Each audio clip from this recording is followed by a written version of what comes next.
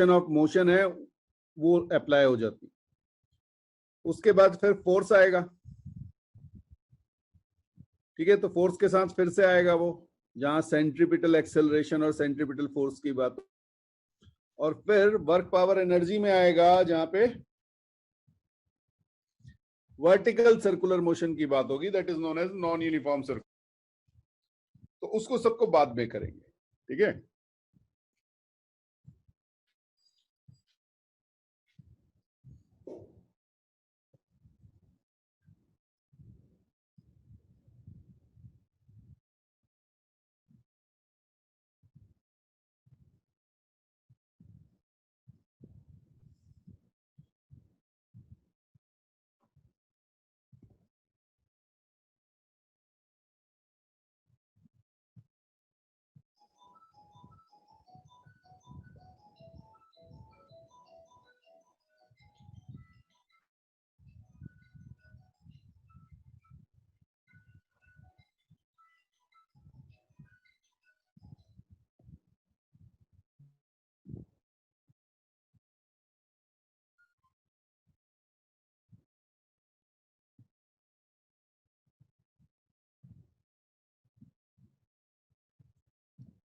New modifications पुराने वाले syllabus वाले या जो कल परसों में जो आया है वो वाले?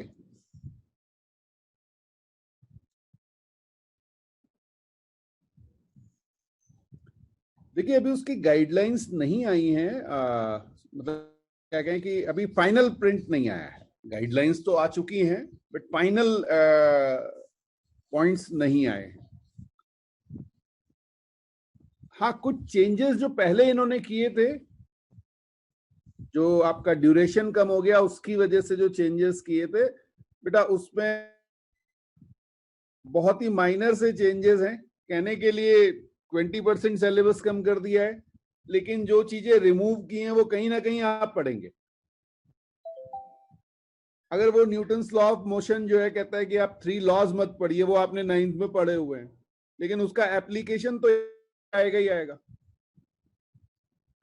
ठीक है। तो जो सिलेबस रिड्यूस किया था उसका मुझे तो नहीं लगता कि बहुत ज्यादा बेनिफिट है, में पूरा ही पड़ेगा। वो बात अलग है कि आपके स्कूल में जब एग्जाम्स होंगे तो उससे रिलेटेड क्वेश्चंस आपको नहीं मिलेंगे, और वो इस तरह से रिमूव किया गया है कि आप पढ़ेंगे सब कुछ या आपने उन्हें पहले कहीं पढ़ा हुआ है।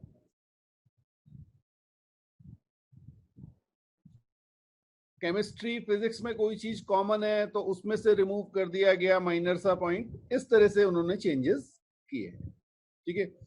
बाकी जो चेंजेस एक अभी और आ रहे हैं पूरे सिस्टम में, जो 2020 पॉलिसी आ रही है वो उसमें अभी फाइन प्रिंट्स आना बचा है।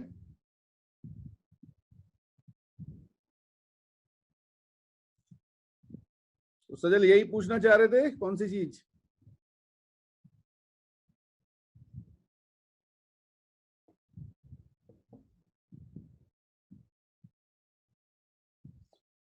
हाँ अभी टाइम लगेगा बेटा उसमें, इतनी जल्दी तो वो भी इंप्लीमेंट नहीं होगा।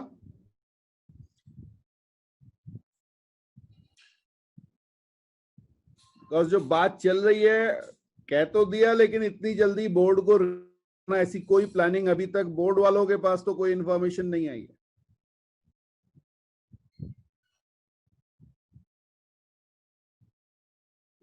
बेटा कंपटीशन तो कोई सिलेबस रिड्यूस नहीं करेगा, जेई मेंस कर भी तो जेई एडवांस नहीं करेगा, और मुझे भी नहीं लगता कि जेई मेंस भी करेगा, क्योंकि जो पॉइंट्स जिस तरह से रिमूव हो, अगर आप देखें वो कहता है न्यूटन्स लॉज ऑफ मोशन में आप लॉज जो है मत पढ़िए। अरे यार वो तो 9th में ही पढ़ लिए, और बिना उसको अप्लाई किए आप फोर्स एंड फ्रिक्शन पढ़ेंगे? तो मैं अगर आपसे कहूं कि न्यूटन के 3 लॉज जो हैं, लॉ ऑफ इनर्शिया, ठीक है, rate of change of linear momentum is directly proportional to force and action reaction pair, में आपको नहीं पढ़ाऊंगा, नहीं पढ़ाया भाई, खत्म हो गई बात। अब क्वेश्चन करने जाओगे तो वहां तो अप्लाई करोगे ही ना। तो इस तरह से चेंजेस किए गए। ऐसा नहीं कि पूरी चैप्टर ही हटा दिया है, ऐसा कुछ नहीं किया है। जो चीजें आपने इंट्रोडक्शन जैसे आपने 9th में पढ़ लिया तो उन्होंने कहा इसको अब मत पढ़ो, आपने पहले पढ़ रखा है तो वो तो अप्लाई हो, तो उसमें कंपटीशन क्यों उसको हटा देगा? वो कहेगा आपने 9th में पढ़ा है, 11th में नहीं भी पढ़ा तब भी आप 9th में पढ़ चुके हो चीज को। आ रहा है समझ में?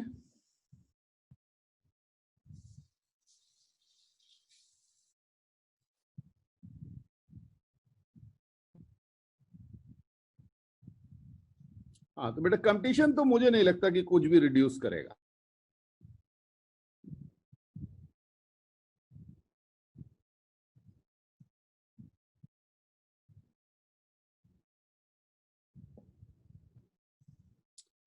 ओके, तो स्टार्ट करते हैं बेटा।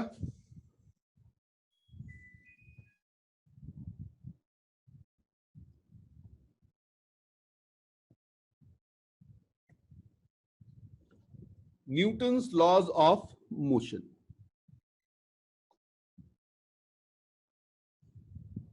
न्यूटन्स लॉज ऑफ मोशन, इसमें बेटा जो फर्स्ट स्टेटमेंट है, ठीक है, मैं वो लिख रहा हूं यहां पे, फोर्स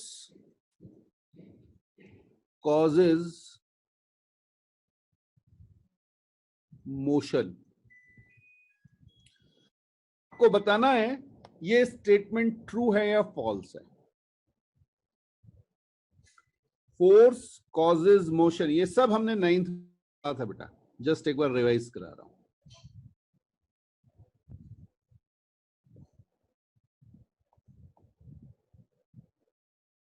एक स्टेटमेंट आपको दिया गया है, फोर्स कॉजेज मोशन।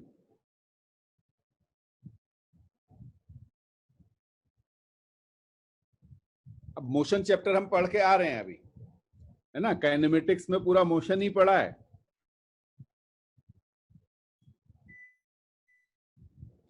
ओके, देखिए पहली बार देख के लगता है कि ये ट्रू है,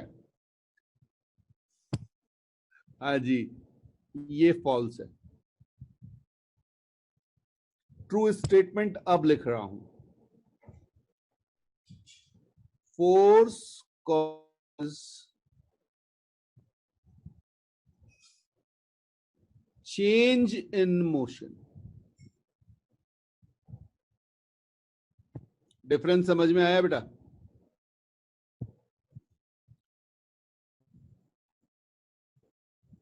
हाँ, force causes change in motion,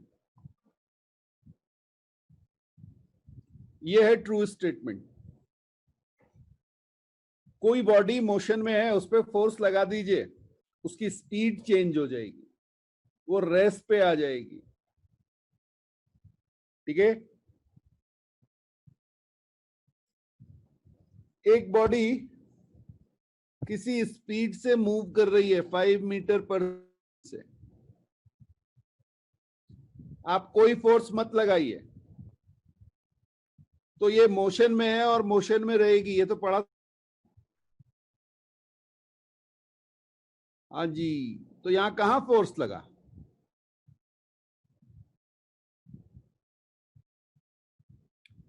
ठीक है, ओके, गुड गुड गुड। तो पहला स्टेटमेंट जो था, हमारे जो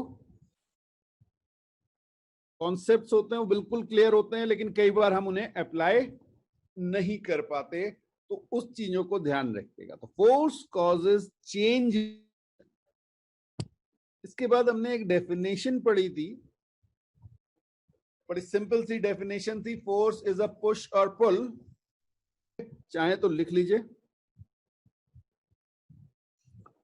force is a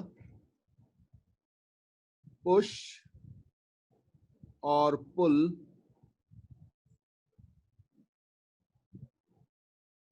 which tries to change or changes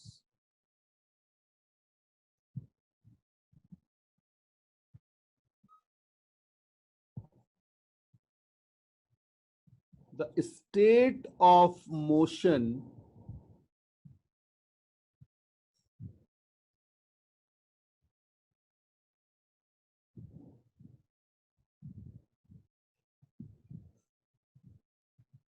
of a body or its shape and size.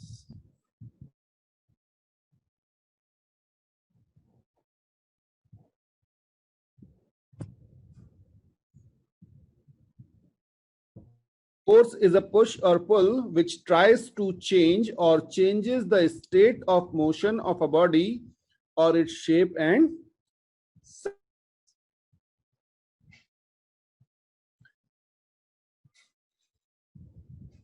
अब बेटा जब हम इन सब की बात करते हैं तो एक चीज हमें और ध्यान रखनी होती है, ठीक है, इनको भी नोट कर लीजिए। एक टर्म आपका आएगा ऑब्जेक्ट्स, ठीक है। तो जब आप ऑब्जेक्ट्स की बात करेंगे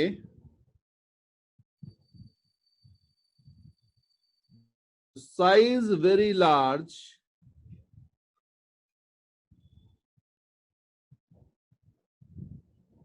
in comparison to atom. Okay, जो हम पढ़ने जा रहे हैं अभी, हम अपना जो साइज लेंगे वो एटम के कंपैरिजन में काफी बड़ा होगा और जो स्पीड होगी that is much smaller in comparison to light.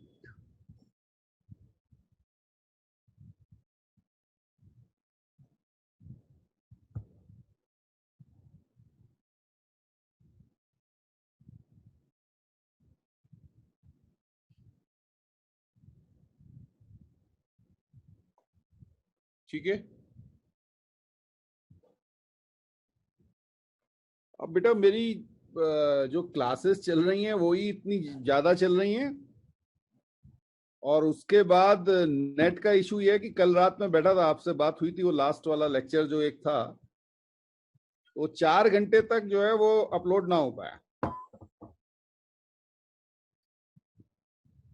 तो समवेयर अराउंड 2-2:30 फिर मैंने जो है हाथ पैर छोड़ दिए, मैंने कहा भी कोई फायदा नहीं है। इशू आते हैं ये पता नहीं चलता बेटा, कई बार तो बड़ी इजीली अपलोड हो जाते हैं, तो इसलिए मैंने अभी थोड़ा जो है पेंडिंग छोड़ रखा है।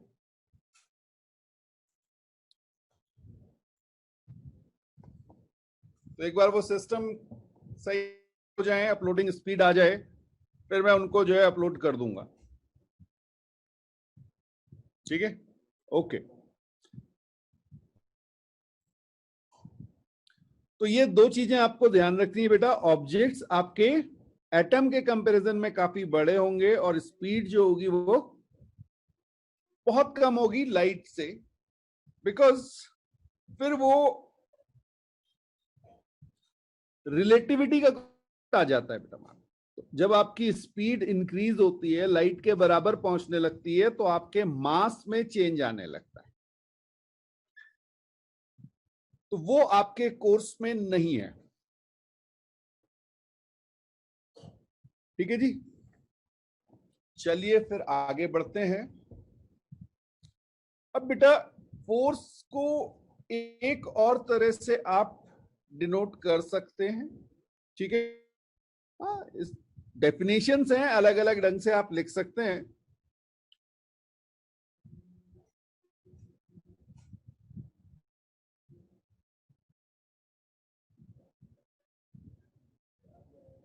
Okay, no problem Shiv.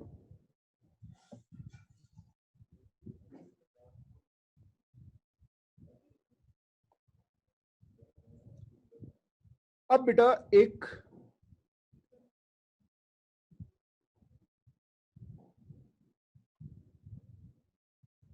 और टॉपिक लिख लीजिए टाइप ऑफ फोर्सेस। तो जब आप क्लासिफिकेशन की बात करते हैं, ठीक है, तो अलग अलग ढंग से होता है। तो पहला जो क्लासिफिकेशन है, ठीक, उसको आप दो तरह से कह सकते हैं। एक होते हैं आपके non contact forces, non contact forces, और दूसरे होते हैं कांटेक्ट फोर्सेस। समझिएगा बेटा, ये कुछ इस तरह की चीज है कि क्लास में या स्कूल की अगर आप बात करें तो स्कूल में आप ग्रुप्स बना सकते हैं क्लास वाइज, ठीक है, 8th class students, 9th class, 10th class. उसके बाद आप उनके ग्रुप बना सकते हैं, साइंस स्टूडेंट्स, साइंस में मेडिकल, अलग अलग ढंग से, ठीक है। तो इसी तरह से एक मेथड जो फोर्सेस को करने का है वो है non contact forces and contact forces. तो जब आप नॉन कांटेक्ट फोर्सेस की बात करते हैं तो इसमें आपके जो फोर्सेस आते हैं वो है ग्रेविटेशनल फोर्स,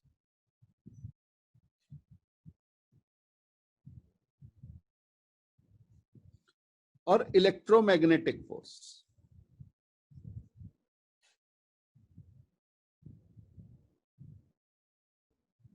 ठीक है, इनके लिए जरूरी नहीं कि ये हमेशा कांटेक्ट हो, नहीं कांटेक्ट है तब भी ये अप्लाई होते हैं। फिर आते हैं आपके कांटेक्ट फोर्सेस, इनके लिए कांटेक्ट का होना जरूरी है। जैसे अगर आप एग्जाम में, तो हमने एक पढ़ा था नॉर्मल रिएक्शन, अभी सारी चीजें डिटेल में पढ़ेंगे बेटा। Normal reaction, friction, tension, spring force,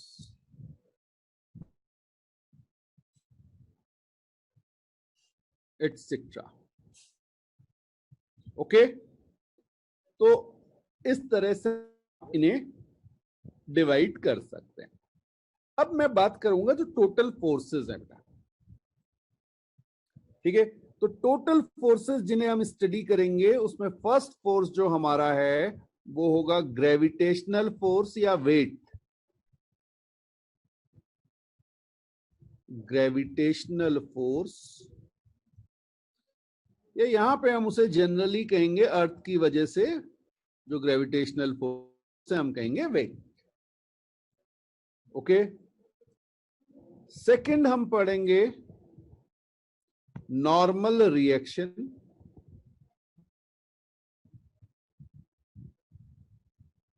हाँ लिखते चलिए। थर्ड हम पढ़ेंगे फ्रिक्शन।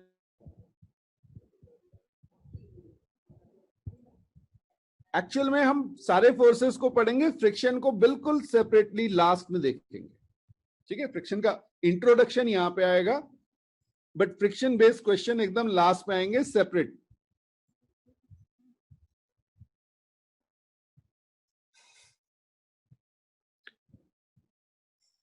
अभी दो ही लिख लीजिए बेटा, उसमें एग्जांपल सब यहां आ जाएंगे, don't worry. Normal reaction, friction, इसके बाद आएगा टेंशन। अभी सबको अलग अलग स्टडी करना, अभी केवल नाम लिख लीजिए। फिफ्थ है आपका स्प्रिंग फोर्स,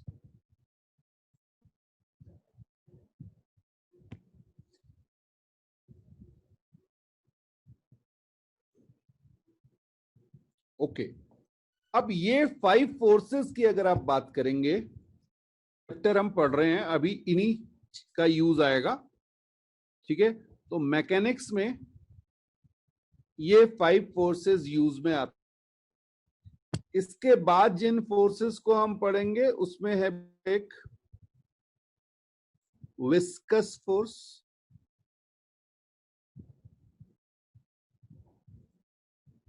या जनरली जिसे आप ड्रैग फोर्स भी कहते हैं,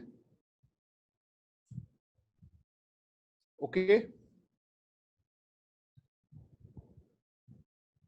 इसके बाद एक और फोर्स आ जाता है जिसे आपने फ्लो पढ़ा था, अपथ्रस्ट।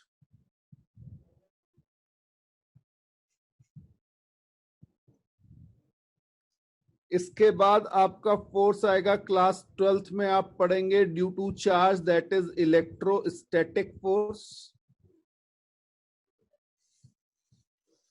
फिर आप पढ़ेंगे मैग्नेटिक फोर्स,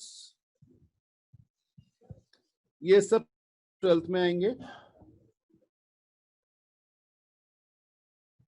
और लास्ट में आप देखेंगे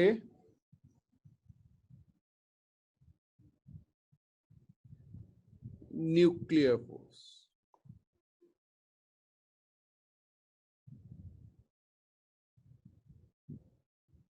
हाँ जी। तो मैकेनिक्स में आपके टोटल 5 फोर्सेस, ये 2 फोर्सेस आपके फ्लूइड में आएंगे, ये सारे 11th हैं। और उसके बाद इलेक्ट्रोस्टैटिक, मैग्नेटिक और न्यूक्लियर फोर्स ये क्लास 12th में आएगा।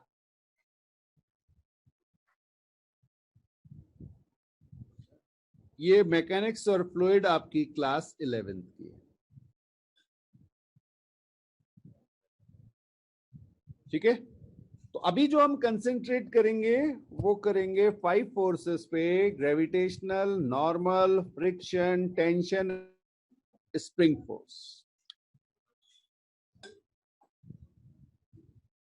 नोट कर लीजिए, नोट हो जाए तो मुझे बता दीजिएगा, फिर इन पढ़ते हैं।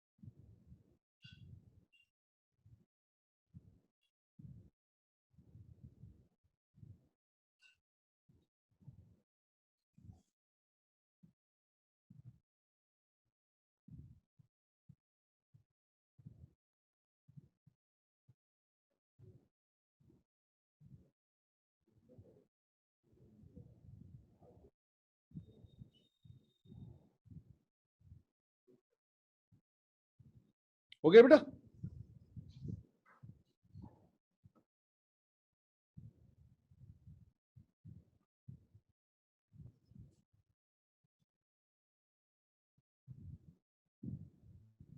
ओके ओके, चलिए फिर आगे बढ़ रहे हैं।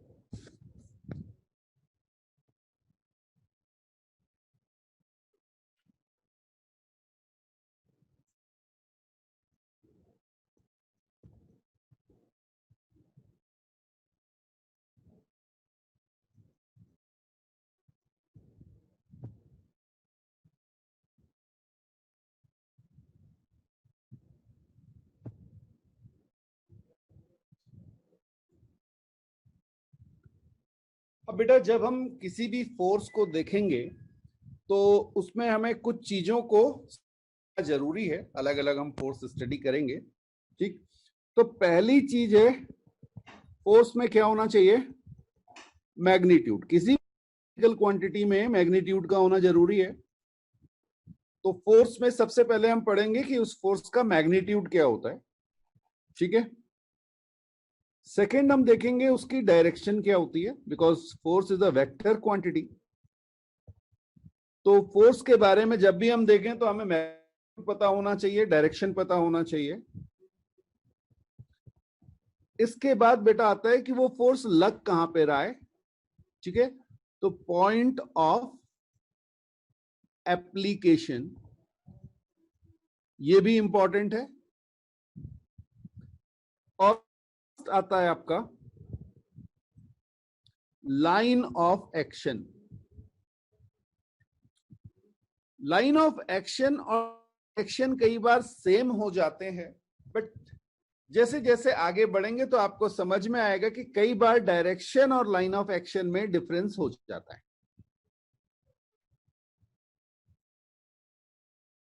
ठीक है, जैसे अगर मैं आपसे कहूं कि एक रॉड है, दो फोर्सेस लग रहे हैं,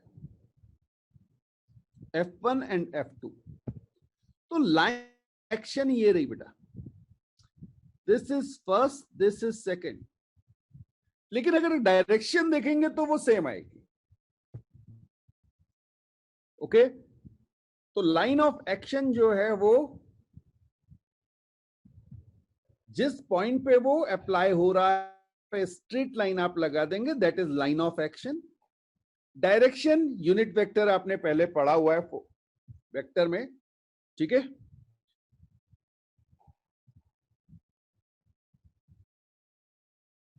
तो अब आ रहे हैं बेटा पहले फोर्स पे। जो फर्स्ट फोर्स है हमारा,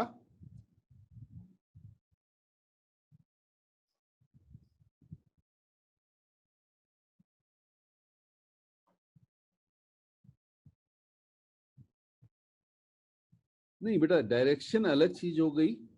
डायरेक्शन मतलब ईस्ट की ओर, ठीक है ना। हाँ, ईस्ट के डायरेक्शन। अब आप अपने घर पे लगा रहे हैं ईस्ट में, और मैं अपने घर पे लगा रहा हूं ईस्ट डायरेक्शन में, तो लाइन ऑफ एक्शन डिफरेंट हो जाएगी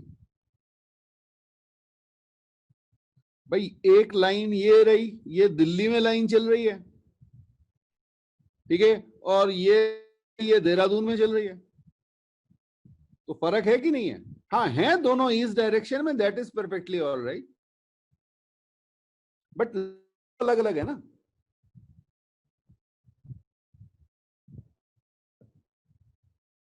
हाँ, उसे रटने की कोशिश मत कीजिए, वो जैसे जैसे क्वेश्चंस आएंगे आपको खुद समझ में आएगा, डोंट वरी अबाउट इट। जो पॉइंट्स मैं बता रहा हूं बस उसको नोट कर लीजिएगा, क्योंकि ये बाद में यूज में आते हैं, ठीक है। ओके, तो फर्स्ट फोर्स को स्टडी करते हैं बेटा। ये है आपका वेट या ग्रेविटेशनल फोर्स जिससे आप कहते थे, ठीक है।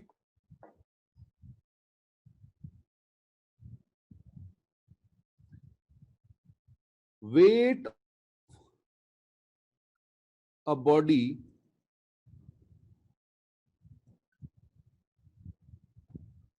is the force by which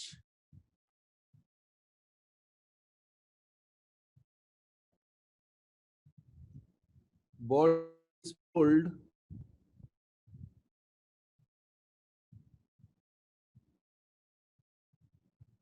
by the gravity of earth.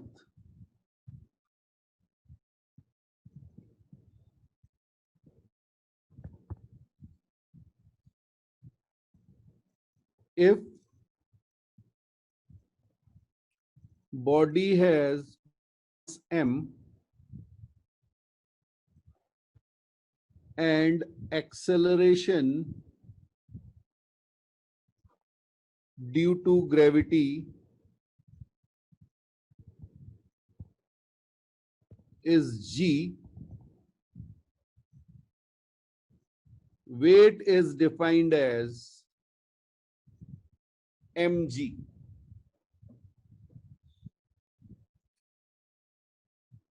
ठीक है जी।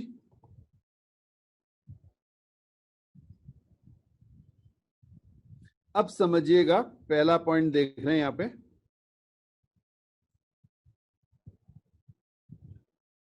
मैग्नीट्यूड की अगर हम बात करें,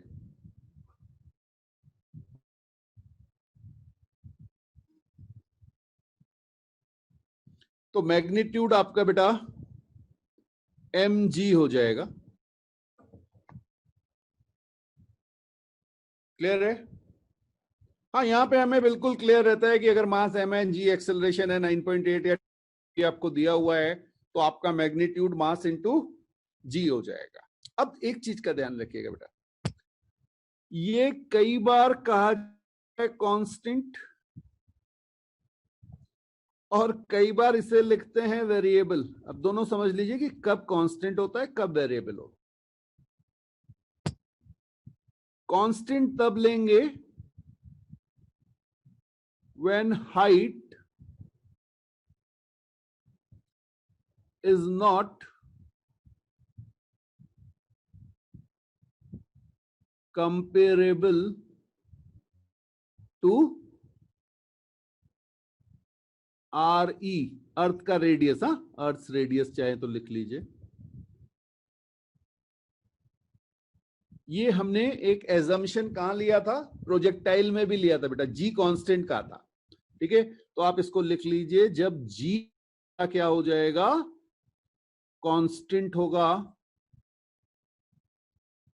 तो हमारा वेट कांस्टेंट लिया जाएगा। अब आप अर्थ से मीटर ऊपर गए, 500 मीटर ऊपर गए, वेट में बहुत ज्यादा चेंज नहीं आना है, आप उसे कांस्टेंट एज्यूम करें। वेरिएबल कब होगा, जब आपका जी वेरिएबल होगा। दैट मीन्स आप अर्थ से 3200 किलोमीटर ऊपर चले गए। इस टाइप के जो केसेस हैं उसमें आपका मैग्नीट्यूड वेरिएबल माना जाएगा। तो शुरुआत में इसे कांस्टेंट लिया जाता है, बट हाँ जब ग्रेविटेशन पढ़ेंगे तो वहां पे ध्यान रखना पड़ेगा कि ये हमारा वेरिएबल भी हो सकता है। ठीक है, ओके। अब सेकंड टर्म आएगा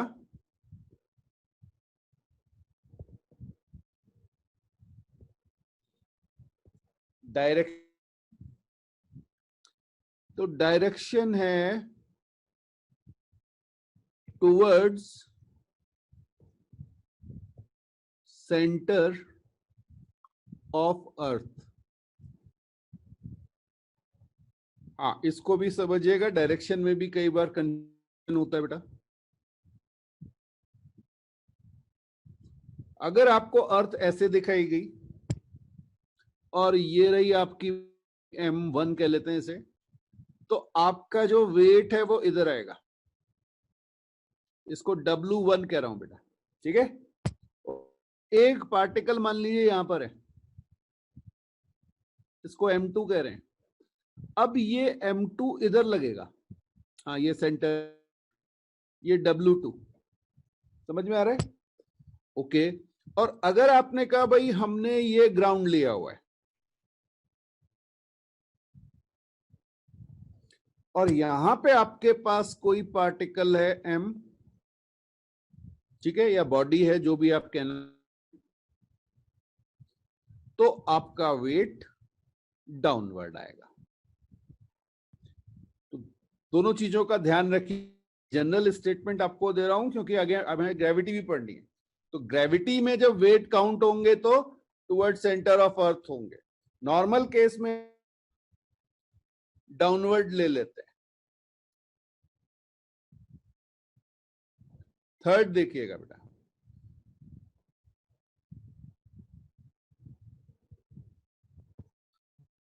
पॉइंट ऑफ एप्लीकेशन। हाँ जी, ये लगता है सेंटर ऑफ ग्रेविटी पे।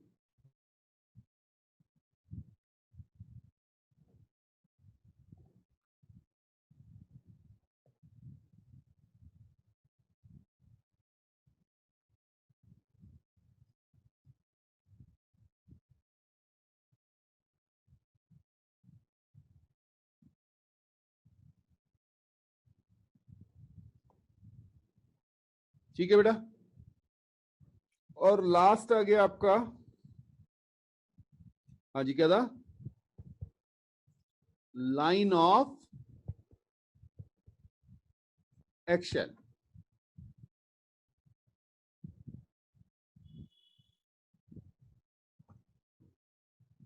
ठीक है, अब जैसे सेंटर ऑफ ग्रेविटी की आप बात करते हैं, तो ये आपके पास एक यूनिफॉर्म बॉडी है और स्फेरिकल बॉडी है, तो इसकी सेंटर ऑफ ग्रेविटी कहां होगी, बिल्कुल सेंटर पे। ठीक है, क्यूब अगर आप लेंगे तो क्यूब का भी एक सेंटर होगा, डिपेंड करेगा ये यूनिफॉर्म है कि नहीं है। अभी हम यूनिफॉर्म बॉडीज ले रहे हैं तो बिल्कुल ठीक इसके सेंटर पे एक पोजीशन आएगी जहां पे सारे डायगोनल्स कट कर रहे होंगे। समझ में आ रहा है? तो एक्चुअल में ये कॉन्सेप्ट आगे और आएगा जब रोटेशन पढ़ेंगे, तो वहां पे सेंटर ऑफ मास और सेंटर ऑफ ग्रेविटी का कॉन्सेप्ट आएगा, तो डिटेलिंग वहां पर है। अब बेटा आया लाइन ऑफ एक्शन। तो लाइन ऑफ एक्शन है line joining body and centre of earth.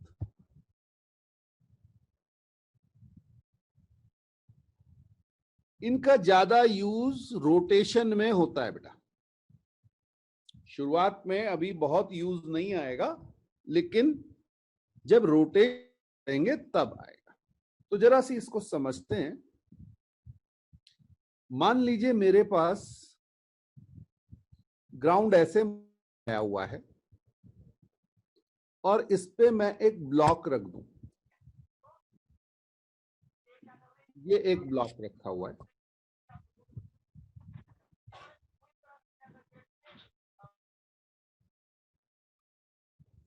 Okay. इस पे ये फोर्स लगेगा वेट mg इस तरह से। बट अगर मैं इसे इंक्लाइंड प्लेन पे रख दूं, हाँ जी, ये मेरा एक इंक्लाइन प्लेन है बेटा, ठीक है। अब इसी ब्लॉक को आप यहां पे ऐसे रखेंगे,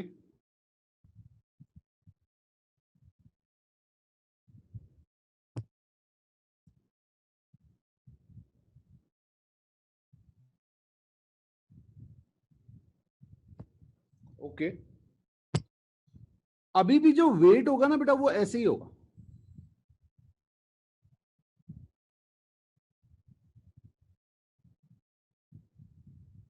तो अर्थ के साथ यहां पे ऐसे मत लगा देना, ऐसे नहीं लगेगा वेट, ये गलत हो जाएगा, ठीक है।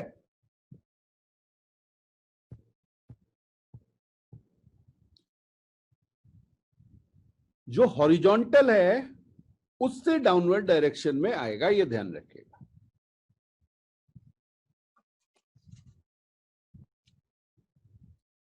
हाँ जी, नोट कर लीजिए। और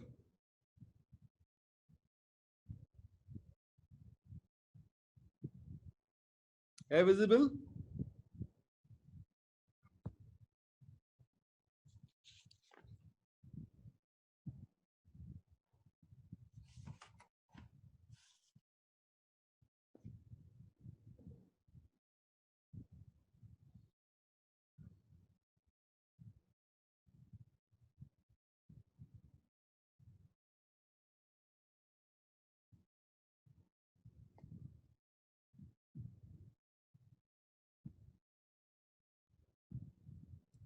हाँ जी, अगर अर्थ की वजह से है आपका वेट, तो वो हमेशा अर्थ के सेंटर की ओर होगा। जैसे आप मून पे चले गए, वहां थोड़ी, वहां तो मून वाला आ जाएगा ना। तो जो आपको फील हो रहा होगा वो मून की ओर हो रहा होगा। ऑल्दो आपके एक फोर्स हमेशा अर्थ के सेंटर की ओर लग रहा है, अर्थ तो आपको पुल कर ही रही होगी, मून को भी पुल कर रही है। तो वो अभी मैं उस पर नहीं जा रहा हूं, क्योंकि वो एकदम से कॉम्प्लिकेटेड हो जाता है, एकदम से समझ में नहीं आता, कंफ्यूजन हो जाएगा। तो अभी हम अर्थ की बॉडीज की बात कर रहे हैं, अभी हम मून में नहीं जा रहे हैं, बीच कहीं में कहीं नहीं जा रहे हैं, ठीक है। हाँ, जैसे आप दो प्लेनेट के बीच में हैं तो आपके दोनों फोर्सेस लग रहे होंगे ना, दोनों प्लेनेट फोर्स लगा रहे हो, तो वहां पे फिर चेक करना पड़ेगा कि रिजल्टेंट फोर्स किधर आएगा। तो वो सब आएगा, आराम से, चिंता मत कीजिए। हो गया नोट? चले आगे नेक्स्ट फोर्स पे। अच्छा, वेट का एक और पॉइंट लिख लीजिएगा।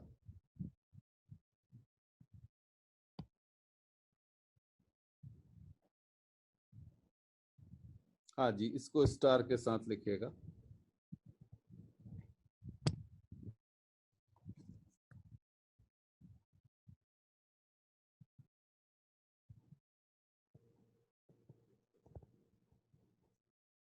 weight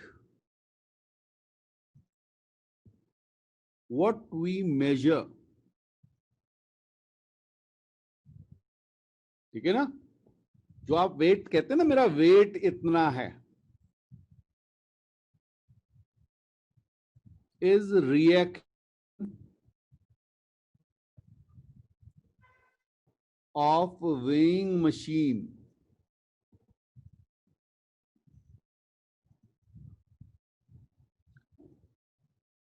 it may or may not be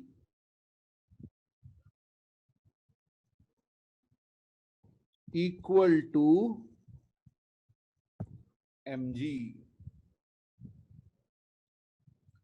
जो हम मेजर करते हैं बेटा वो mg के बराबर हो भी सकता है और नहीं भी हो सकता, ठीक है। वो मशीन की रिएक्शन है।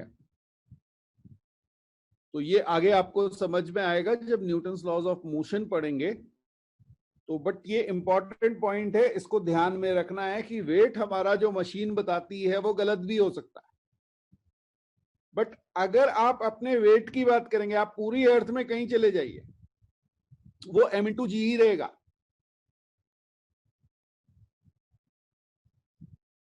क्लियर है? हाँ, जी अगर चेंज हो रहा है थोड़ा बहुत, जैसे आप पोल्स और इक्वेटर में जी को वेरी कराते हैं तो उसकी वजह से थोड़ा बहुत चेंज आ सकता है। बट अर्थ को perfect spherical body, uniform body मान लेंगे तो आप अर्थ में कहीं भी चले जाइए, आपका वेट एग्जैक्टली सेम रहेगा, ठीक है। बट मशीन आपका अलग अलग वेट दे सकती है। कैसे देगी ये नेक्स्ट क्लास में आएगा। ओके, सेकंड फोर्स लिखिएगा,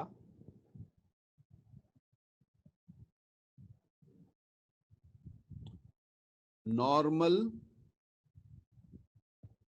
reaction.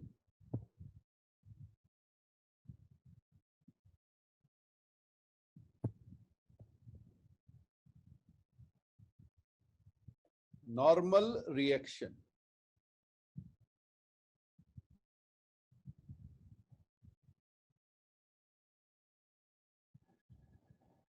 when a body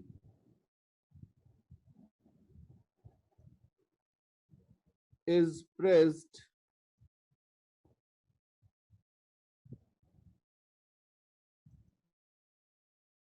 by a surface or another body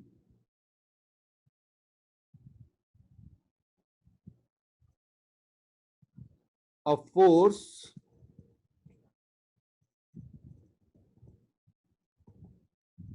applied on the body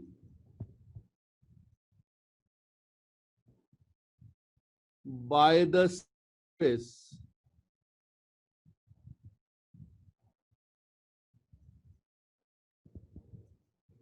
which is perpendicular to the surface.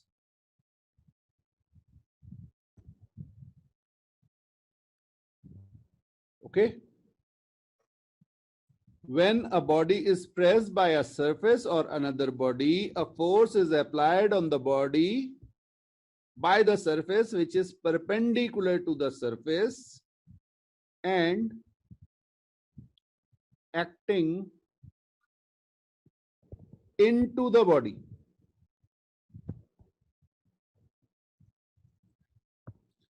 तो इसलिए इसे कहा गया नॉर्मल, ठीक है, क्योंकि उसकी डायरेक्शन क्या है, परपेंडिकुलर टू द सरफेस।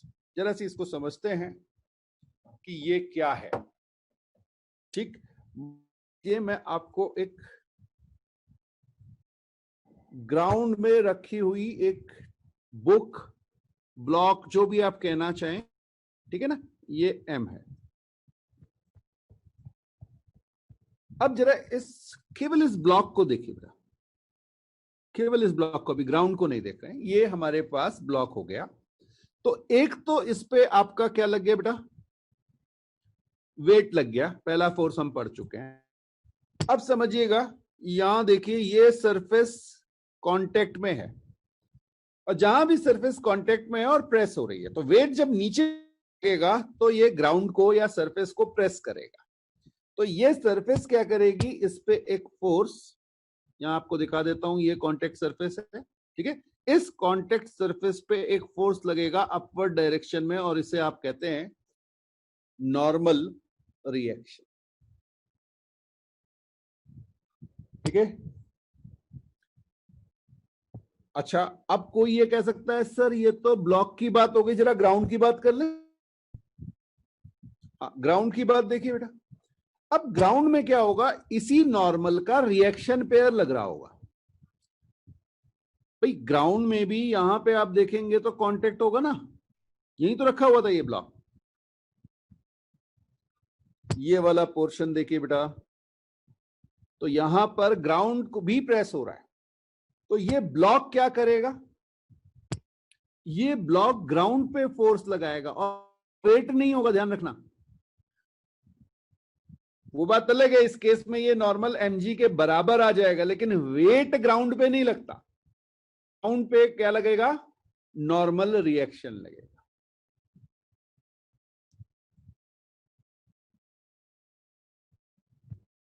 फिर से एक बार, मैंने आपसे कहा वेट का मतलब क्या है बेटा, अर्थ जिस फोर्स से आपको पुल कर रही है, ठीक है। और ग्राउंड ने क्या लगाया, नॉर्मल लगाया। ये दोनों कैसे फोर्स हो गए, बैलेंस फोर्स। एन और mg दोनों मिलके बैलेंस फोर्स हो गए, नेट फोर्स 0 हो गया। ओके, अब ग्राउंड पे क्या लगा, ग्राउंड पे लगा एक नॉर्मल।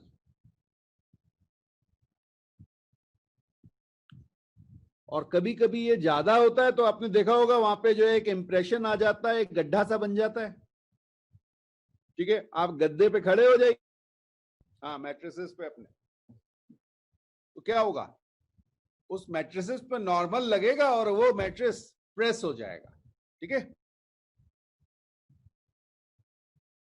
हाँ जी, कोई डाउट।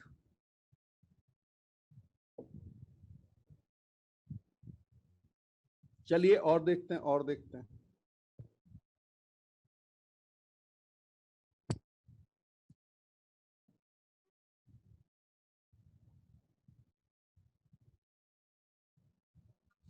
अब मान लीजिए बेटा आपके पास इंक्लाइन प्लेन है,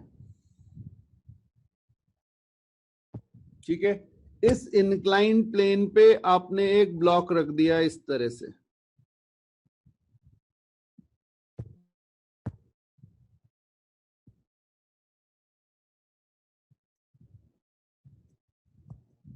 हाँ जी,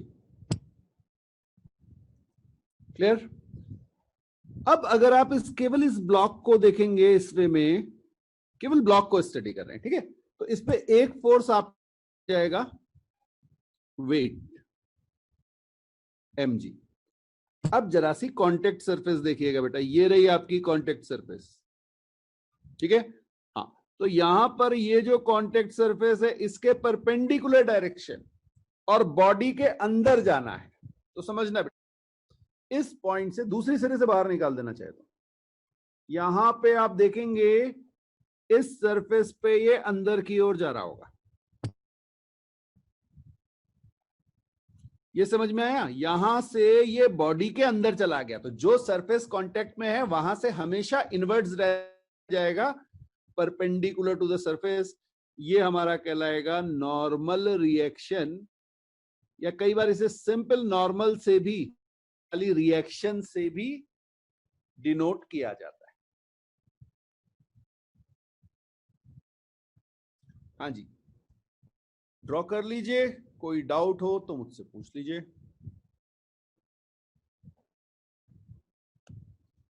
वैसे ये सब हमने क्लास 9th में पहले किए हुए होते हैं, बट सारे बच्चों ने 9th में मुझसे पढ़ा नहीं है बेटा।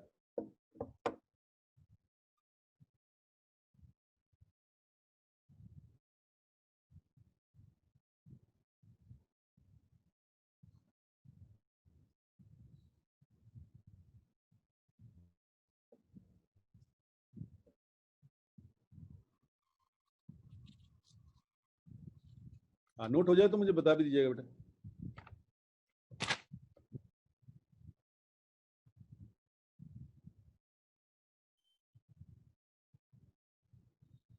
हाँ बेटा, इसीलिए तो उसका नाम नॉर्मल। बिल्कुल बिल्कुल, अगर आप इंक्लाइंड की बात करेंगे, हाँ बेटा, अगर आप इंक्लाइन को देखेंगे ना, यहाँ पे ये जो आपका इंक्लाइंड है, जब आप इंक्लाइन की बात करेंगे तो इंक्लाइन पे एक नॉर्मल और लग रहा होगा। हाँ, इंक्लाइन पे रिएक्शन पेयर लग रही होगी उसकी, जो रिएक्शन में होगी, इसके अपोजिट एग्जैक्टली ये इंक्लाइन पे लग रही है।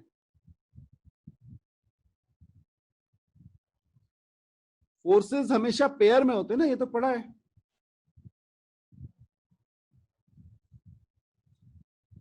हाँ, वो नेट फोर्सेस सब देखेंगे, अभी चिंता मत कीजिए, अभी सिर्फ पहले फोर्सेस को समझ लीजिए, कितने फोर्सेस लग रहे हैं। जब ये समझ में आएगा तभी तो देखेंगे कि नेट फोर्स कितनी है। ठीक है, तो पहले फोर्सेस को समझ लेते हैं, फिर देखेंगे कि किसी बॉडी पे नेट फोर्स क्या लग रही है भी कि नहीं है, कहां से आएगी, कैसे आएगी, वो सब चीजें समझ में।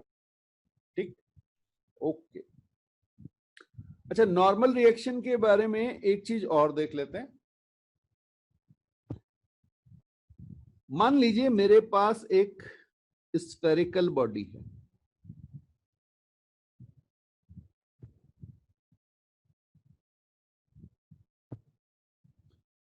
और इसको मैं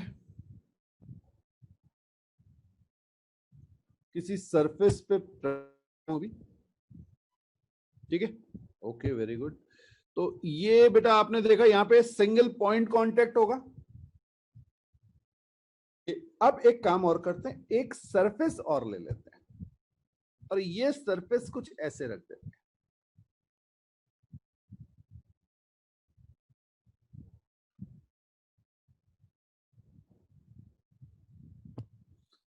ये कुछ इस तरह का हो गया कि आपने अपना पेन, ठीक है ना, वो अपनी कॉपी के बीच में रखा हुआ है।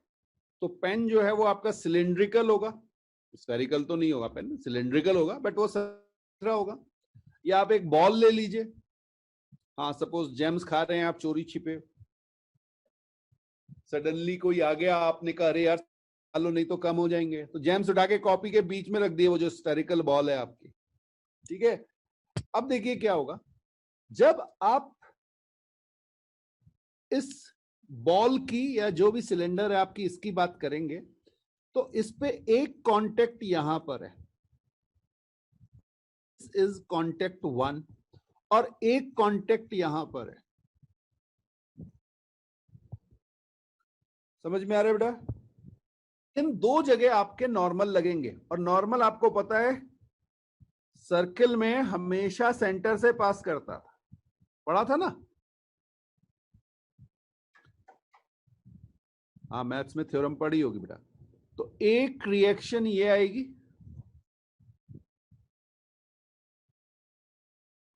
और एक रिएक्शन ऐसे आएगी।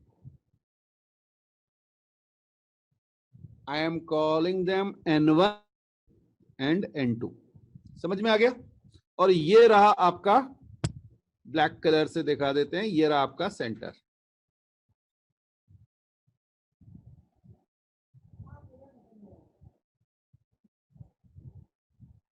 तो जितनी जगह कांटेक्ट होगा, जितनी जगह कांटेक्ट होगा, उतनी जगह नॉर्मल लग रहा होगा। सपोज आप चेयर पे बैठे हुए हैं, ठीक है, हाँ, तो जितनी जगह आपका कांटेक्ट आएगा, चाहे आपकी बैक में आए चाहे आपके बेस में आए,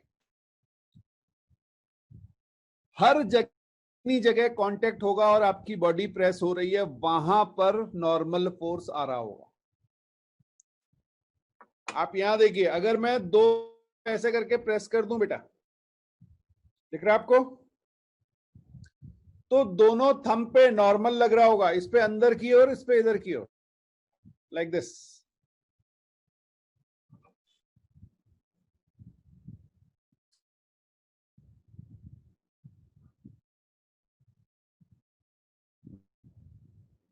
नोट हो गया?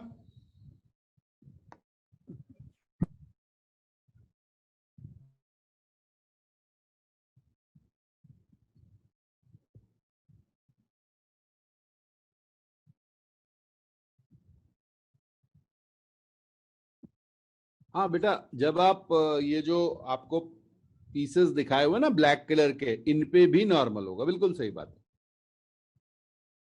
बट अभी मैं किसको कंसीडर कर रहा हूं, हमेशा रिएक्शन होगी, ये रिएक्शन पेयर इधर लग रहा होगा, ये N2 होगा, इसकी रिएक्शन इधर आएगी, ये N1 होगा।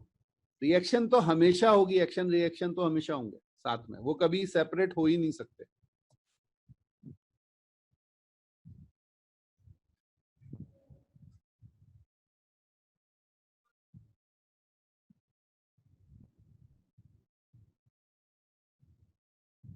क्लियर है?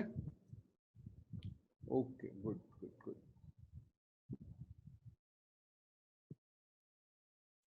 ये बेटा आपका हो गया नॉर्मल रिएक्शन।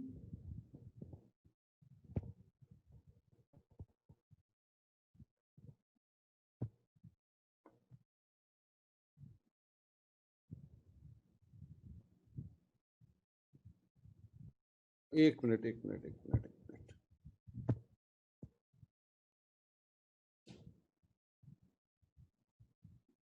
कैरेक्टरिस्टिक्स भी तो देख लें।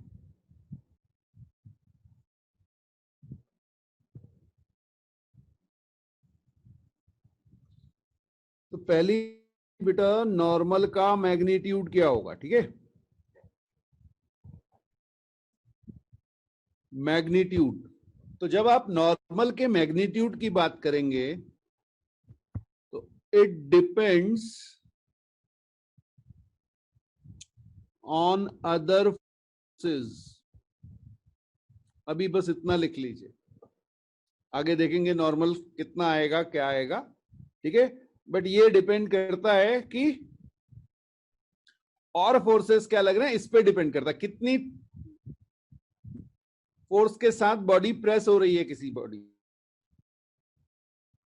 दूसरा है आपका डायरेक्शन,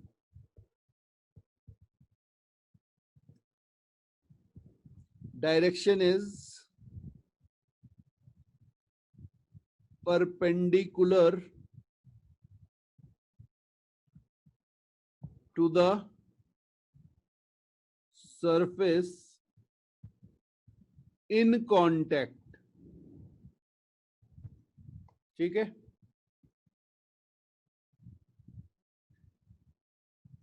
तो मैग्नीट्यूड आपका हो गया, डायरेक्शन हो गया, और है पॉइंट ऑफ एप्लीकेशन, कहां पे लगेगा नॉर्मल,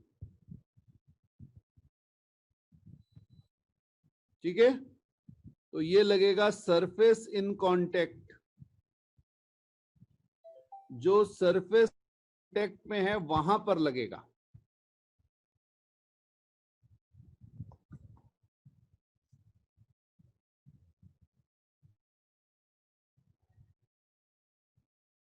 हाँ, ये लीजिए,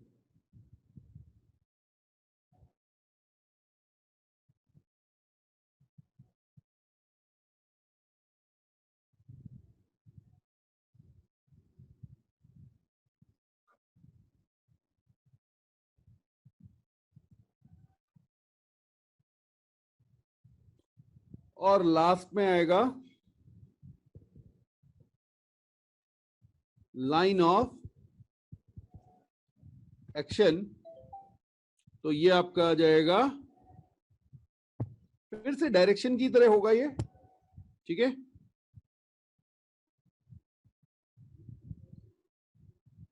perpendicular surface into the body,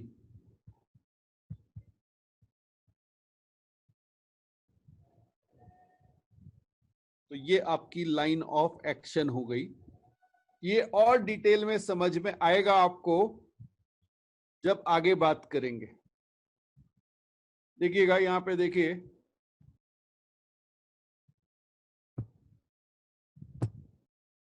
ये बेटा, अगर मैं N1 की बात करूं तो this is my line of action, यही लाइन ऑफ एक्शन है, और N2 की बात करूं तो ये लाइन ऑफ एक्शन है। Okay, so this is line of action of,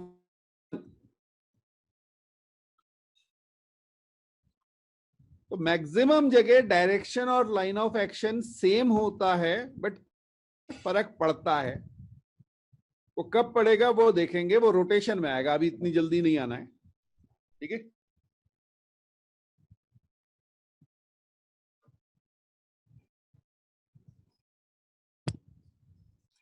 next force लिखिएगा,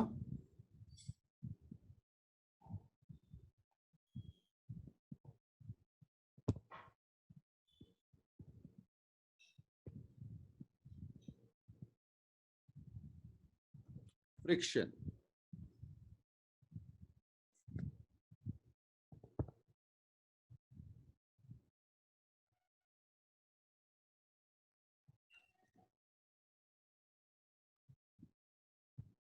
तो friction when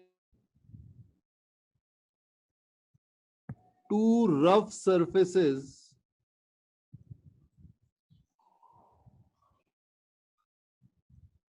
are in contact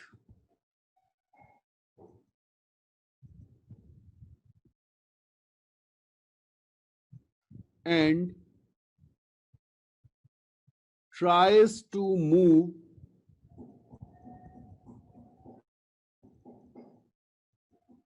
relative to each other,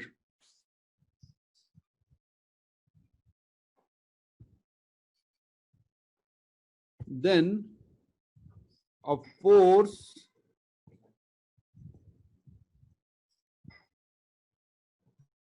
parallel to surface acts on the surface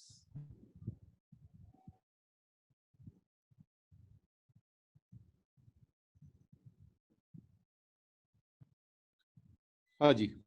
When two rough surfaces are in contact and tries to move relative to each other, then a force parallel to surface acts on the surfaces. So the surface कर दीजिए, single की बात कर लेते हैं. Okay. Acts on the surface which opposes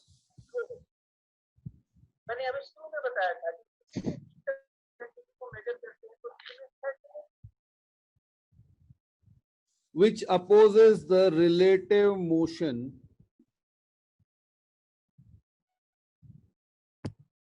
तो इसे आप कहते हैं फ्रिक्शन, ठीक है। और बेटा हम बाद में बड़े प्यार से डिस्कस करेंगे, तो यहां लिख लीजिए, we will discuss it later. Magnitude क्या है, ठीक है, डायरेक्शन क्या है, ये सब बाद में डिटेल में आएगा।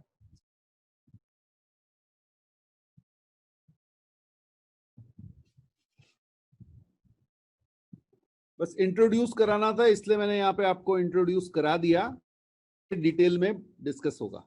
सेपरेट फोर्स है, बढ़िया फोर्स है, स्मार्ट फोर्स कहा जाता है इसको।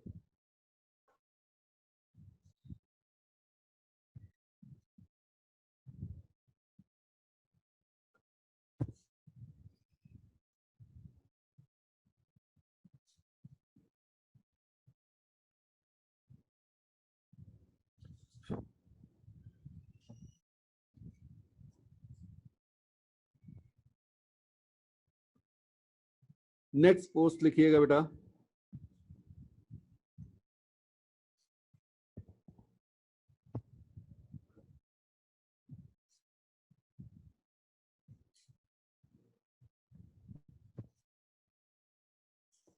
टेंशन। नेक्स्ट फोर्स है टेंशन। जनरली जो टेंशन टर्म यूज होता है वो रोप या स्ट्रिंग के लिए यूज होता है, और वो भी कैसी, टाइट, जो स्ट्रेच्ड है। ओके, तो लिखिएगा, व्हेन अ रोप और string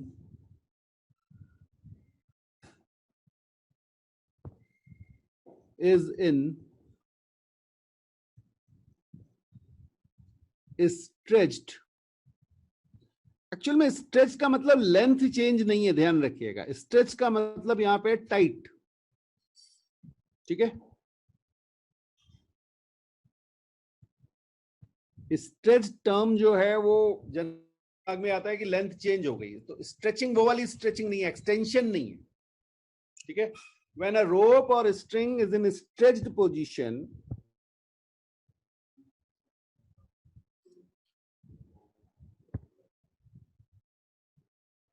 the force by which one portion is pulling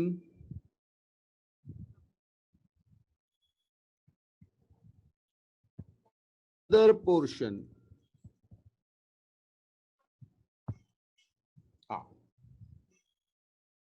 अब इसको बेटा समझिएगा। मान लीजिए मेरे पास एक रोप है, आपको मैंने रोप या स्ट्रिंग जो भी आप कहना चाहें इस तरह से दिखा दिए।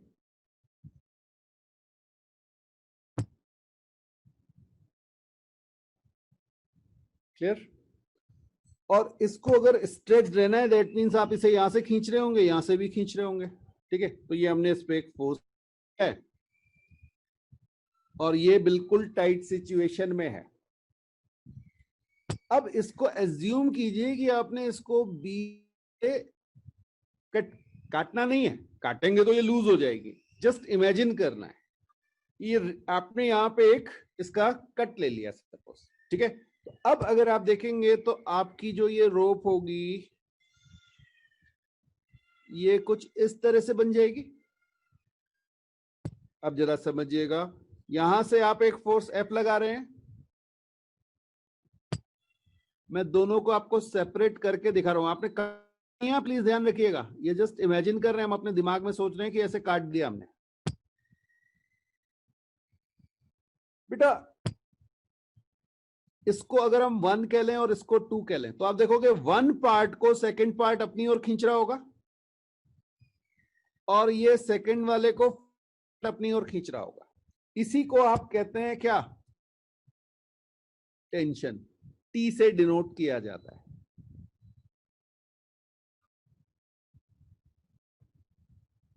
कितनों को समझ में आया? और कोई डाउट है तो वो भी पूछ लो।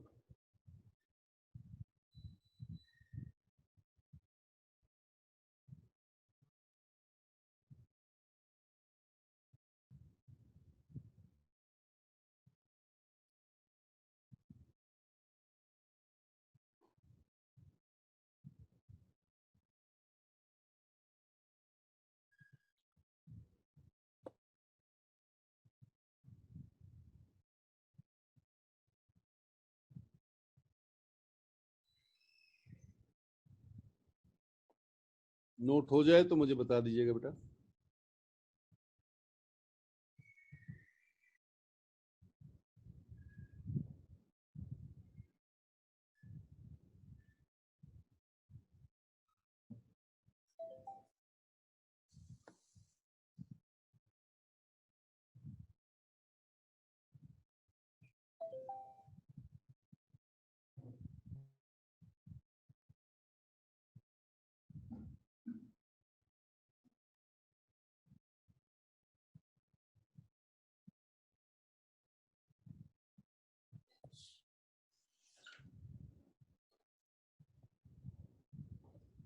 हो गया नोट?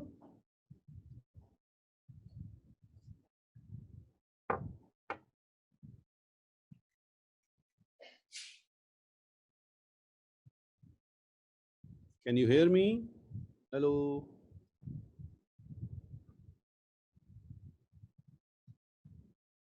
ओके ओके,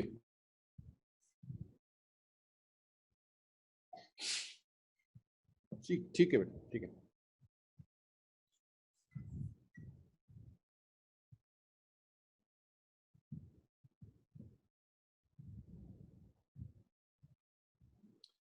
चलिए फिर इसके इंपॉर्टेंट ये लिखते हैं।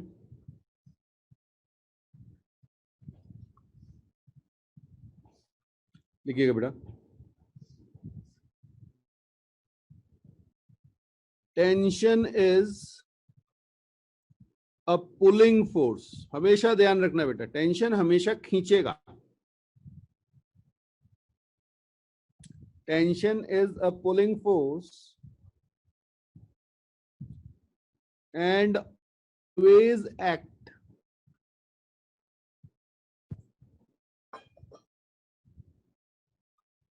along the string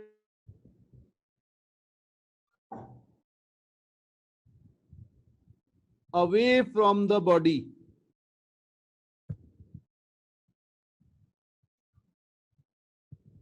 in consideration। जरा समझते हैं कि इसका मतलब क्या है। ठीक है, सपोज मैंने आपसे कहा कि ये मेरे पास एक बॉल है जिसको मैंने स्ट्रिंग से हैंग कर दिया। इसका मास m दिया हुआ है आपको। तो अब अगर आप देखेंगे तो ये जो बॉल आपकी है इस पे एक फोर्स लग रहा होगा mg, और फोर्स ये स्ट्रिंग इसे अपनी ओर खींच रही होगी बेटा, तो ये फोर्स लगेगा अपवर्ड डायरेक्शन में और इसे आप कहेंगे टेंशन। तो along the string away from the body, फिर से along the string from the body. ध्यान रखिएगा टेंशन का रूल है, नोट हो जाए तो मुझे बता दीजिएगा।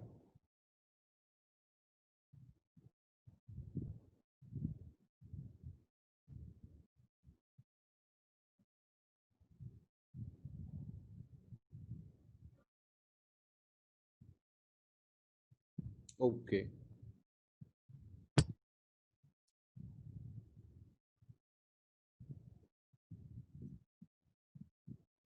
अब बेटा जब आप स्ट्रिंग की बात करेंगे, ठीक है ना, तो स्ट्रिंग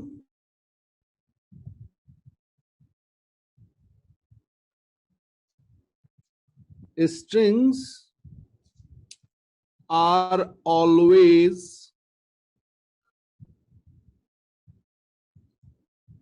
massless and inextensible। हाँ जी, इनएक्सटेंसिबल का मतलब होता है जिनकी लेंथ में कोई चेंज आए।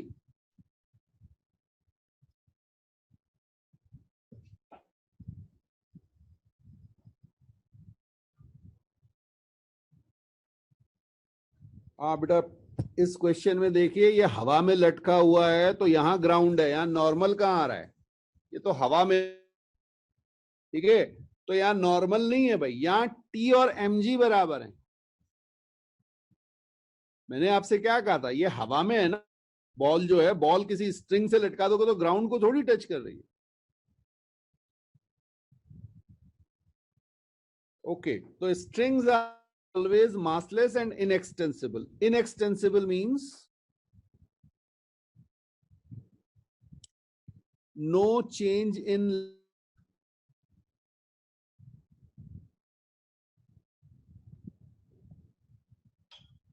या आप इसे अनस्ट्रेचेबल भी कह सकते हैं। आप कितना भी फोर्स लगा दीजिए उसकी लेंथ जो है वो रहेगी।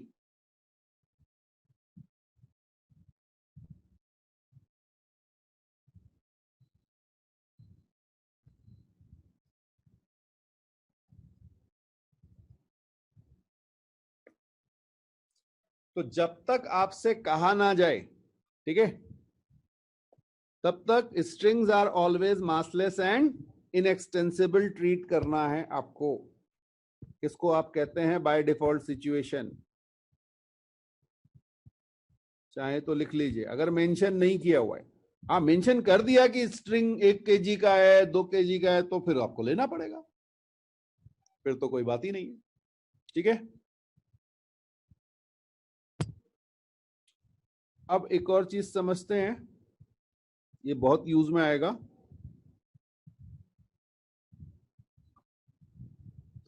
इन अ massless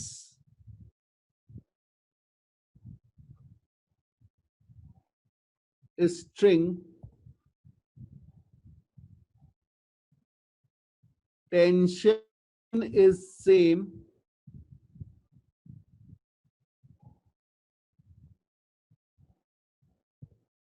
throughout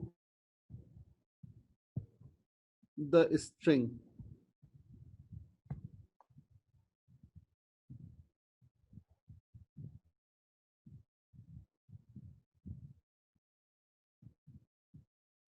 इसको समझना बेटा, ये बहुत इंपॉर्टेंट पॉइंट है। ये वो सारे वो पॉइंट्स हैं जहां पे स्टूडेंट से गलती होती है बेटा, वो मैं आपको बताते चल रहा हूं। ठीक है, मान लीजिए मैंने इस स्ट्रिंग के, चलिए इस पे एक फोर्स लगा देते हैं। ये हमने फोर्स लगा दिया है, दोनों साइड इक्वल फोर्स लगाया हुआ है एफ,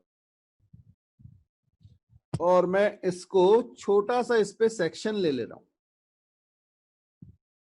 ठीक है, अब जब बात करते हैं, देखिए यहां से ये शुरू हो रहा है, इस पे आपको दिख रहा है एक फोर्स इधर लग रहा है एफ, और इधर मैंने मान लिया एक फोर्स लग रहा है टेंशन। यही तो हो जाएगा ना, इस पॉइंट पर यहां पे आपने क्रॉस सेक्शन बनाया है तो इधर की ओर पुल कर रहा होगा। अच्छा, इसका मास कितना है? आपसे कहा ये मासलेस है। ठीक, तो एक क्लास 9 का कॉन्सेप्ट ले रहा हूं अभी, क्योंकि अभी मैंने आपको ये पढ़ाया नहीं है। तो हमने कहा था F net is equal mass into acceleration, ये याद है सबको? हाँ जी, ओके। तो अब अगर मैं आपसे कहूं नेट फोर्स मेरा F minus T is equal to 0 आ गया, तो मेरा एफ क्या हो गया?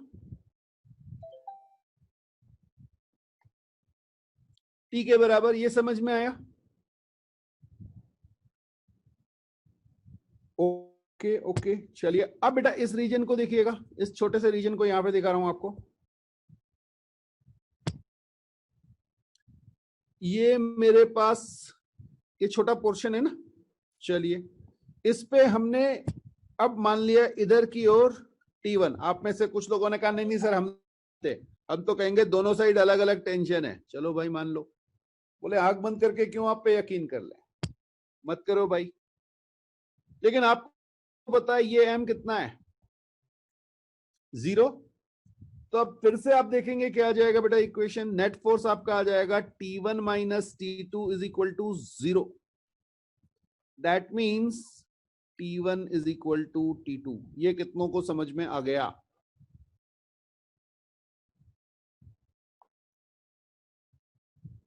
तो जो आपने अलग अलग फोर्स माने थे वो दोनों सेम आ गए।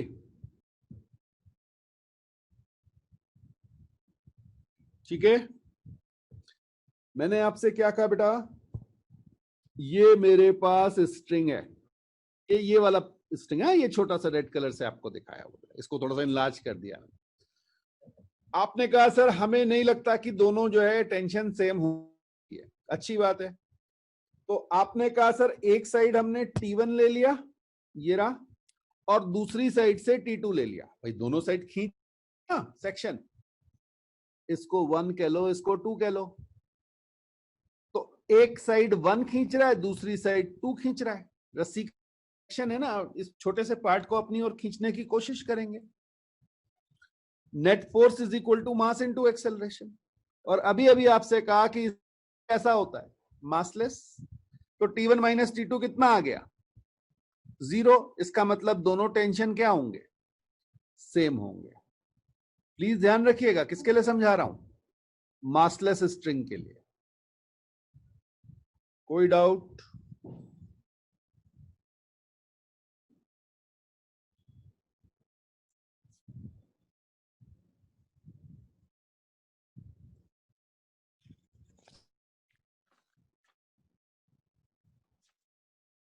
हाँ जी, कोई डाउट नहीं? Okay okay, good good good. चलिए चलिए, नोट कर लीजिए, नोट कर लीजिए, ये लीजिए।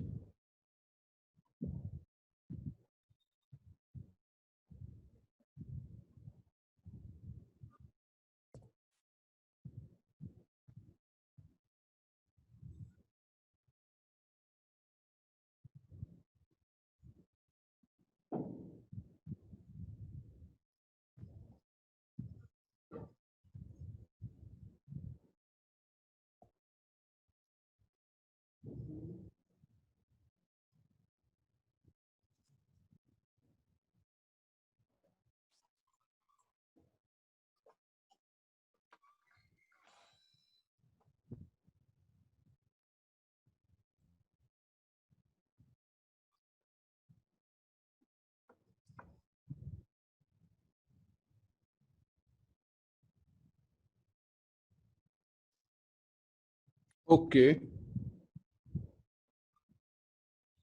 अब बेटा जब भी आपके पास स्ट्रिंग आएगा ना, तो स्ट्रिंग कई बार जो है पुली भी आती है, तो उसको भी थोड़ा सा यहीं पे समझ लेते हैं। ये लास्ट क्लास में भी मैंने आपको बताया था।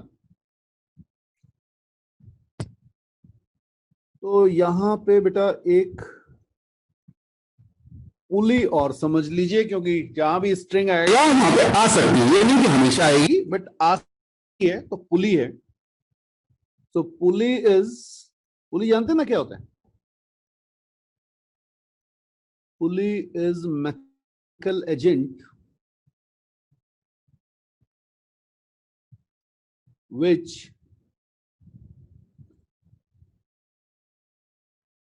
used for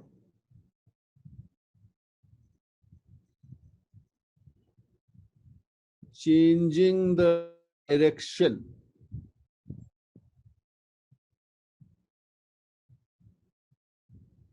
of force use है, बट मेनली जो है पुली को ये कहा जाता है। अब मान लीजिए मैंने कहा आपसे कि ये मेरे पास एक पुली है बेटा,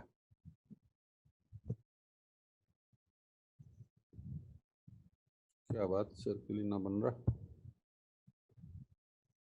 ओके।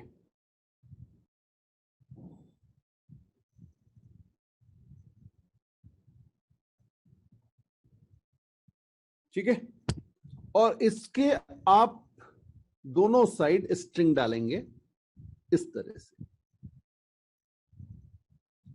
ये रेड कलर से मैंने आपको स्ट्रिंग दिख, ये बिल्कुल टाइट सिचुएशन में होंगे बेटा। ठीक है, आप चाहें तो इसको बिल्कुल स्ट्रेट बना लीजिए, कोई परेशानी नहीं है। ये देखो ऐसे हम दिखा देते हैं।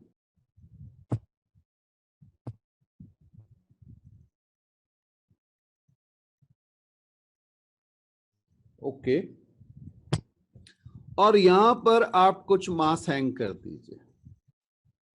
अभी चिंता नहीं कौन से मास हैंग करने, इसकी कोई चिंता नहीं है, बस इसको 1 कह लेते हैं, इसको 2 कह लेते हैं। अब क्या होगा जरा समझते हैं।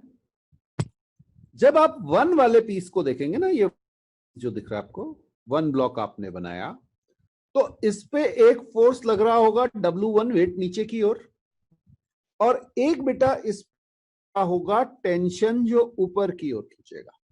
ये ऐसे ग्राउंड है, ये हवा में, ग्राउंड पे मत टिका देना इसको।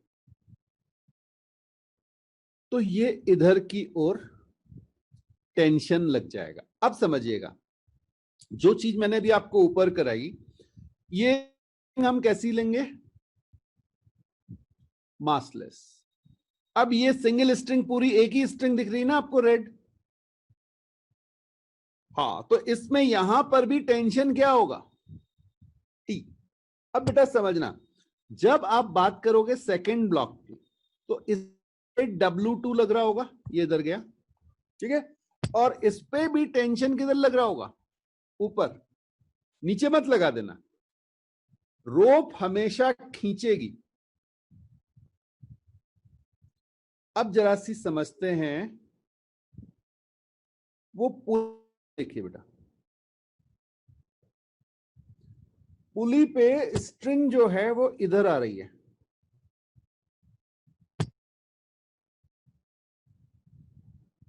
ये समझ में आया बेटा?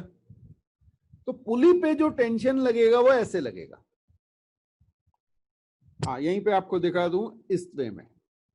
तो कई बार वो समझ में नहीं आता लोगों को, सर वो दोनों ओर एरो क्यों है? दोनों ओर इसलिए बेटा, जब 1 को कंसीडर करूंगा तो टेंशन ऊपर की ओर, जब मैं 2 को कंसीडर करूंगा तो टेंशन ऊपर की ओर, यहां दिख रहा है आपको। जब मैं पुली को कंसीडर करूंगा तो ये टेंशन किधर आ जाएंगे? डाउनवर्ड। लेकिन लेकिन लेकिन देखो, एक स्ट्रिंग और है, हाँ ये वाली स्ट्रिंग जो वॉल से कनेक्ट की हुई है आपने। ठीक है, तो इसको अगर आप बनाएंगे, अब मुझे बताओ इस पे टेंशन किधर लगेगा? मैंने कुछ बताया आपको, along the string, away from the body in consideration. तो किस बॉडी को कंसीडर कर रहे हैं इस समय? हम कंसीडर कर रहे हैं पुली को। ठीक है ना? सही, तो इस पे टेंशन इधर लग जाएगा, लेकिन ये टेंशन अब टी नहीं होगा, इसको आपको कुछ टी डैश कह लो या T1 T2 कुछ भी। क्यों? बिकॉज ये रोप और ये रोप दोनों डिफरेंट है। तो डिफरेंट रोप में आप ये नहीं कह सकते कि भाई सेम टेंशन होगा। तो यहां अगर आपने टी कहा, रेड वाली रोप में आपने टी कहा, तो पिंक वाली रोप में आपको कुछ अलग नाम देना पड़ेगा। आप T2 कुछ भी नाम दे सकते। ये समझ में आ गया? अच्छा, pulley are assumed massless and frictionless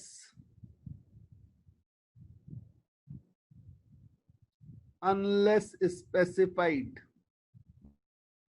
जब तक कहा ना जाए, जब तक कहा ना जाए तब तक पुलिस को क्या लेना है? Massless and frictionless. समझ में आया बेटा? ओके। अब जरा सी फिर से अभी जो फोर्स लगाया था वो देख। इस पुली को अगर मैं एक पॉइंट की तरह ट्रीट कर लूं, तो एक फोर्स ऊपर लग रहा है, कितना बेटा? T dash. दो फोर्स नीचे लग रहे हैं, इसको 2T मिला के लिख दिया। ये समझ में आया बेटा? और इसका मास आपको पता है कितना है? 0। ये रहा हमारा कॉन्सेप्ट। तो यहां से क्या हो जाएगा? Net force is equal to 0। तो टी डैश किसके बराबर आ गया बेटा? 2T।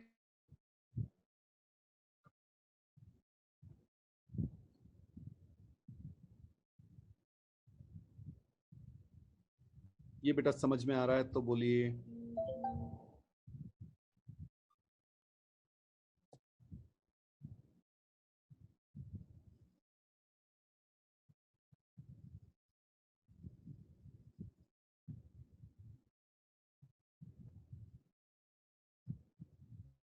Okay, good good good.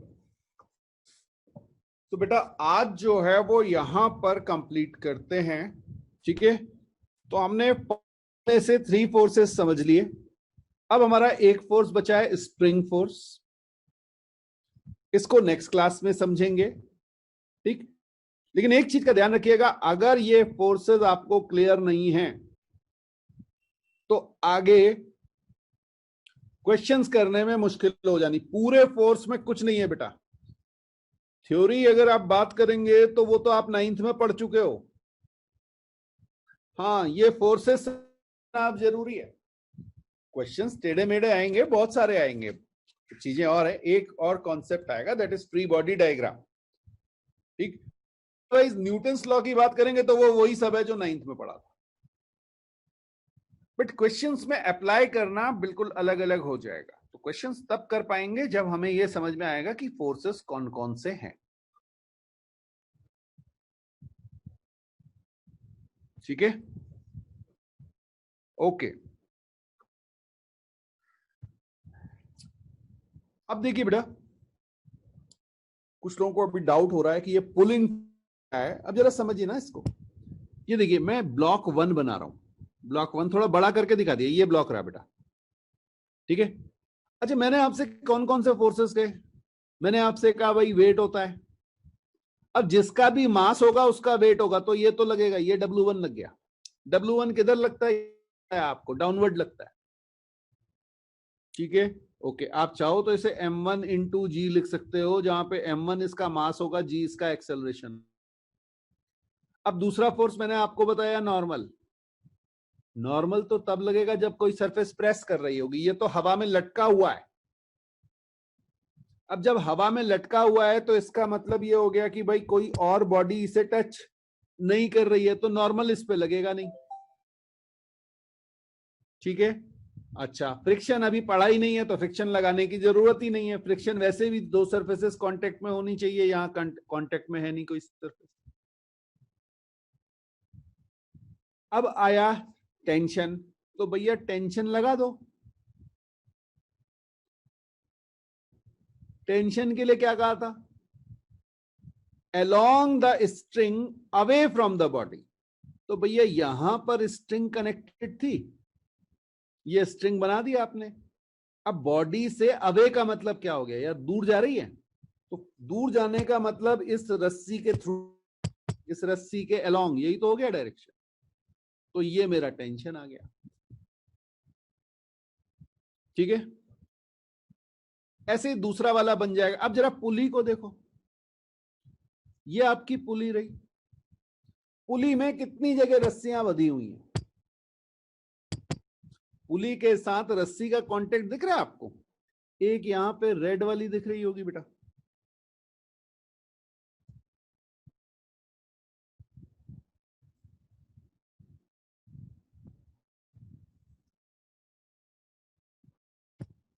Block. बेटा ब्लॉक पे तो यहां लग रहा है ना, ये टी तो पुली पे लग रहा है, ये ब्लॉक पे थोड़ी लग रहा है। ये है, यहां पर एक ब्लॉक है, यहां पर दूसरा ब्लॉक है। तो भाई इस ब्लॉक के लिए जब आप देखोगे तो आप क्या कहोगे? टेंशन, रस्सी क्या कर रही है? इसको अपनी ओर खींचेगी। भाई ऐसा समझ लो, रस्सी अपनी ओर खींचती है, बस इतना समझ लो। अब जब इस बात करोगे तो रस्सी इसे कहां खींचेगी? इधर थोड़ी खींचने लगेगी यार, इधर तो धक्का देना हो जाएगा। इसे अपनी ओर खींचेगी ना।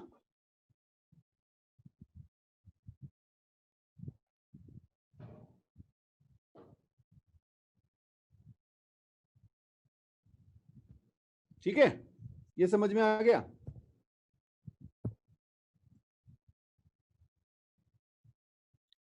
अब बेटा जब पुली की बात करोगे तो पुली में हमने आपसे कहा कि एक आपको रेड कलर का थ्रेड दिख रहा है, ये रहा।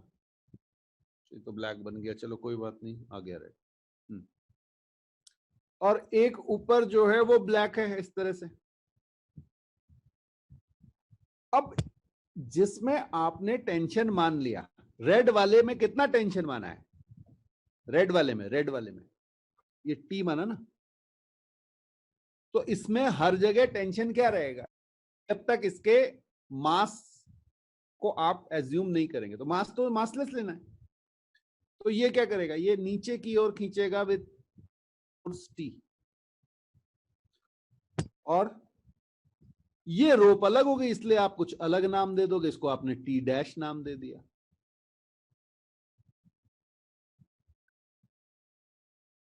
हाँ जी, किसका डाउट था ये?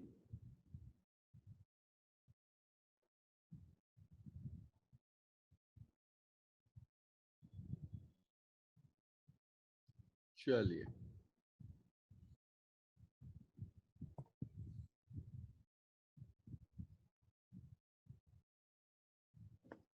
ओके। यहाँ पे बेटा मुझे एक अनुपम,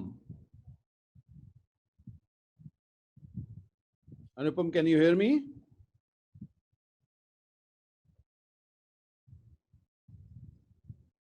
अनुपम खांडवी, यस बेटा, मुझसे बात कर सकते हैं।